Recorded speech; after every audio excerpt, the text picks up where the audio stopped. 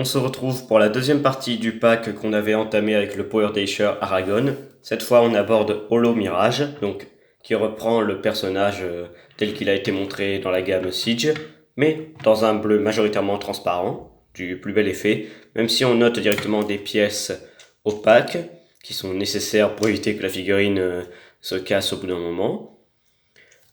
On voit donc qu'il s'agit d'une voiture de Formule 1 cybertronienne, donc avec le cockpit complètement fermé. On a des détails quand même qui parcourent un peu toute la voiture. Si on enlève les armes, dont on parlera plus tard, on voit des inscriptions qui sont marquées dessus, donc c'est assez joli. Évidemment, il roule assez bien, même si, à faire attention, au bout d'un moment, les roues, même si elles tiennent sur un axe qui pour le coup est en plastique opaque, elles peuvent au bout d'un moment se fragiliser. On voit directement l'undercarriage qui est assez discutable. On a quand même un avant assez propre, mais l'arrière avec des creux assez énormes. Et on devine directement le bassin du robot. Bon, on va pas trop en demander non plus. De toute façon, c'est une Formule 1. On n'est pas censé la regarder en dessous. On est juste censé la regarder rouler. Pour la transformation, alors, c'est assez simple. Vous prenez le haut, voilà, comme ceci, qui tenait via plusieurs picots. Même si vous pouvez n'en attacher qu'un, ça tient très bien quoi qu'il arrive. Vous séparez les bras.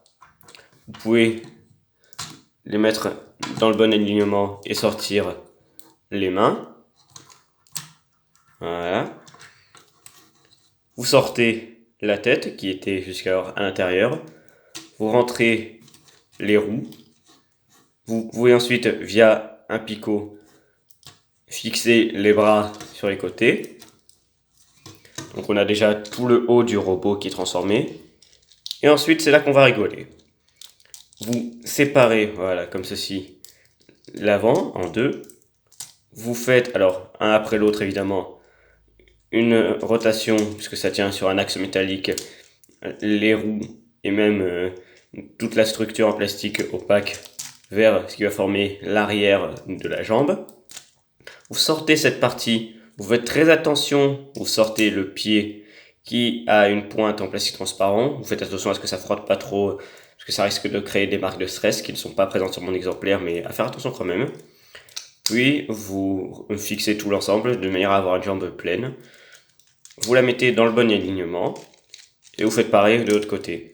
Donc, voilà, à faire très attention. Tout tient grâce à des tout petits picots, donc si vous les cassez, je peux vous dire que ce sera très difficile ensuite de le retransformer.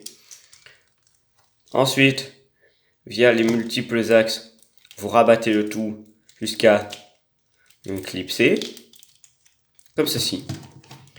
Et Mirage est transformé. Le mode robot est assez joli, alors l'aspect transparent, tout comme pour le mode véhicule, peut en rebuter certains, mais honnêtement j'aime bien. Alors forcément la seule application de peinture, ça va être les yeux, qui sont peints en jaune. En termes d'accessoires, vous pouvez lui mettre, que ce soit sur les épaules, sur les panneaux, sur les bras, dans les mains, ou même dans le dos, sans roquette, avec la roquette qui peut se détacher, donc ça tenait via un port 5 mm, hein, rien de plus classique. Vous avez également un fusil, donc assez classique lui aussi, qui n'a pas réellement de particularité bien à lui. Le mode robot est quand même assez bien articulé. Je vais enlever les accessoires pour vous montrer. Alors la main sur le principe est fixe, même si vous pouvez la rentrer vers l'intérieur, mais c'est tout simplement la transformation. Les bras peuvent aller vers le haut sans problème. Le coude vers l'avant aussi. Alors attention, le panneau est indépendant entre guillemets du bras, donc alors autant sur ce bras c'est assez solide, autant sur l'autre c'est assez lâche. Je pense que c'est tout simplement l'axe métallique qui n'est pas assez serré ou tout simplement dû à la marque de stress que vous pouvez voir très discrètement. Il peut faire le grand écart sans problème. Contrairement à Aragon, il n'y a pas de pièce qui bloque ici. Il a une articulation à la taille, il peut même faire un 360 pour peu qu'il ait la colonne vertébrale complètement brisée. La tête peut faire un 360 degrés sans problème. Il peut regarder vers le bas, bon, par contre il ne peut pas regarder vers le haut malheureusement. Mais c'est déjà pas mal, vous avez également les genoux qui font un peu moins de 90 degrés en termes d'amplitude de mouvement.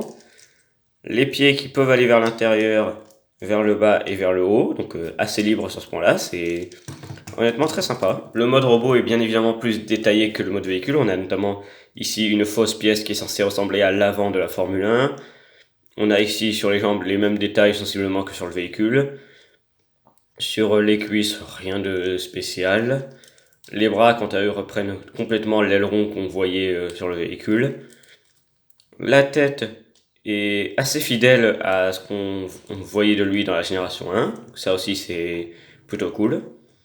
Globalement, c'est pas une figurine incroyable, mais le principe d'un hologramme est assez intéressant, ne serait-ce que pour certaines mises en scène, ça peut faire des choses assez sympas.